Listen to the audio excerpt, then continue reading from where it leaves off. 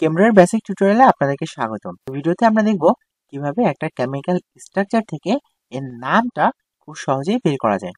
প্রথমে আমরা একটা কেমিক্যাল স্ট্রাকচার এখানে ড্র করে নিই।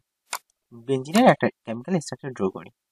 বেনজিন, এরপরে এখানে একটা সিঙ্গেল বন্ড নিব, একটা সিঙ্গেল বন্ড নিই এবং সাথে এখানে একটা ব্রোমিন বা ক্লোরিন বা একটা হ্যালোজেন অ্যাড করে নিই।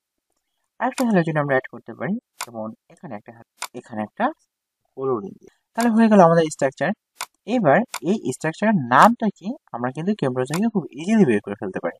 প্রথমে আমরা এটা সিলেক্ট করব, সিলেক্ট করে স্ট্রাকচারে চলে যাবো। স্ট্রাকচার থেকে একদম নিচে কনভার্ট স্ট্রাকচার টু নেম, এখানে ক্লিক করার সাথে সাথে এই কম্পাউন্ডের নামটাকে সেটা কিন্তু নিচে চলে আসবে। তাহলে একটা কম্পাউন্ডের স্ট্রাকচার থেকে নাম খুব সহজেই এখান থেকে বের করে ফেলতে পারবো।